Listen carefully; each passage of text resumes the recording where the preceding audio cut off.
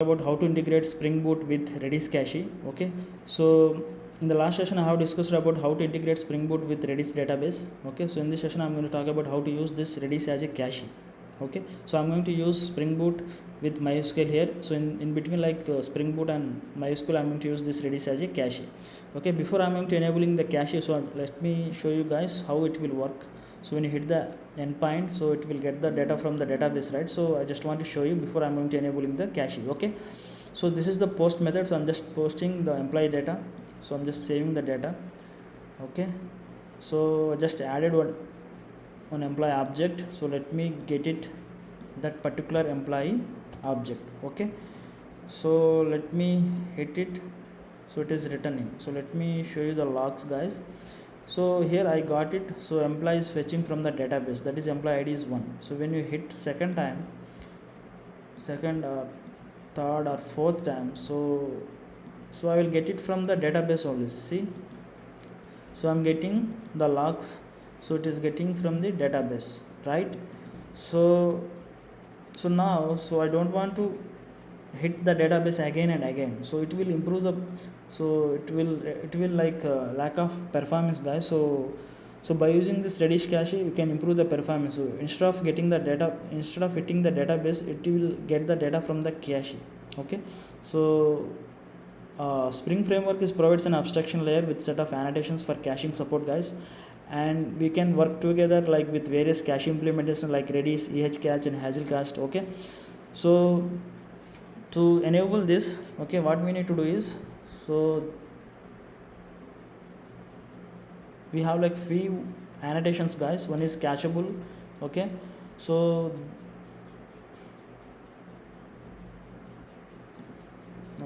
this is the find employee ID method, guys. So whenever you hit this get method, so we will get it from database here. Okay, so now, so what I'm going to do is, I'm just using cacheable here. So that cacheable,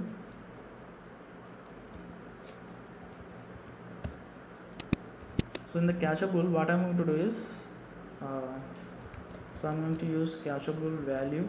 Okay, so that is employees, and I'm going to use so that is key. Okay, so yeah, so I'm going to use employee ID as key here.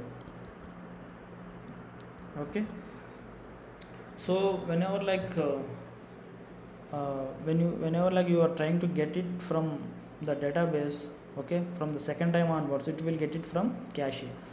Okay, that's what this cacheable. So that cacheable fulfill the cache after method execution. Next invocation with the same arguments will be omitted, and result will be loaded from the cache.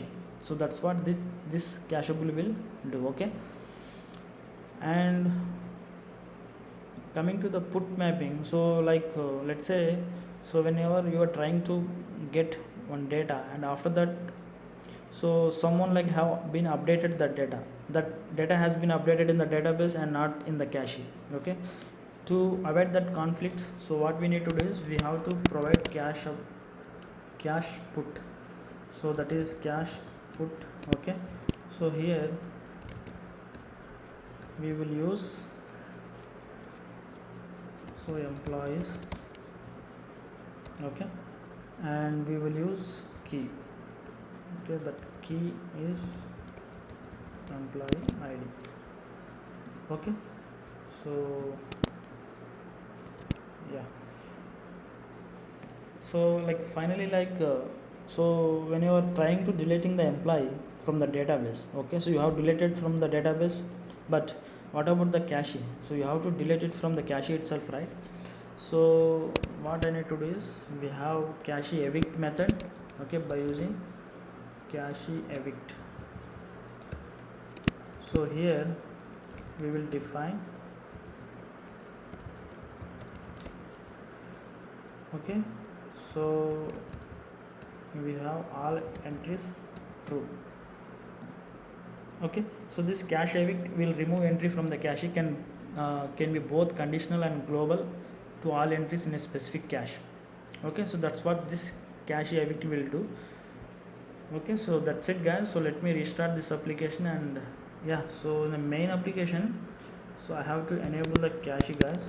So enable caching. Okay, so that's it. You can restart this application and see whether it's working or not. Okay,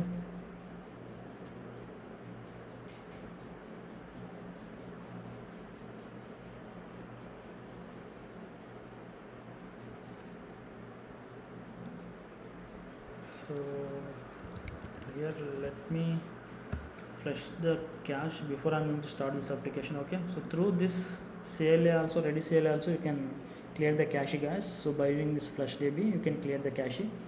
So to avoid the conflicts, so just clear the cache before starting the application.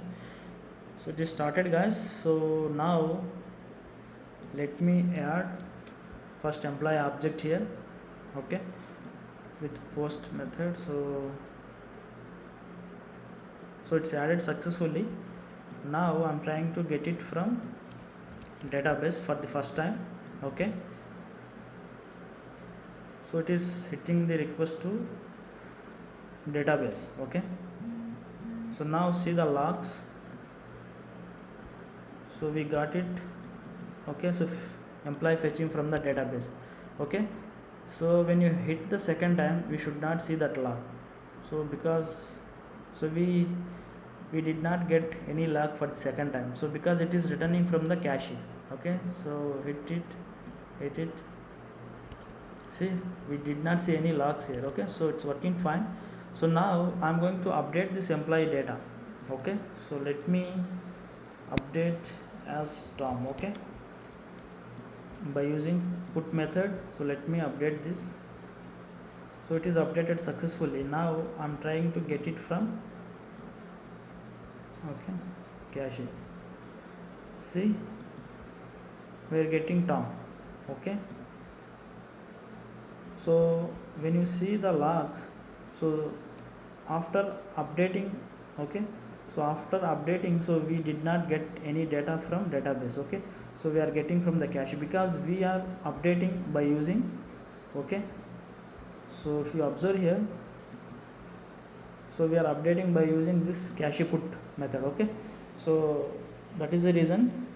So it did not hit the database. So now I'm going to delete this. So let me delete this guys. So because it has to be clear from cache, so I have deleted this. Okay, so and let me hit it again by using get method. Okay, see, we found that, so employee is not found. Okay, so it's working fine guys. Okay, so this is how it will work. Okay, and so we have like few comments in Redis CLI to see like information about memory and statistics. If you want to see, so you can use it. Okay, so what we need to do is you can just type info stats, not info stat, yeah.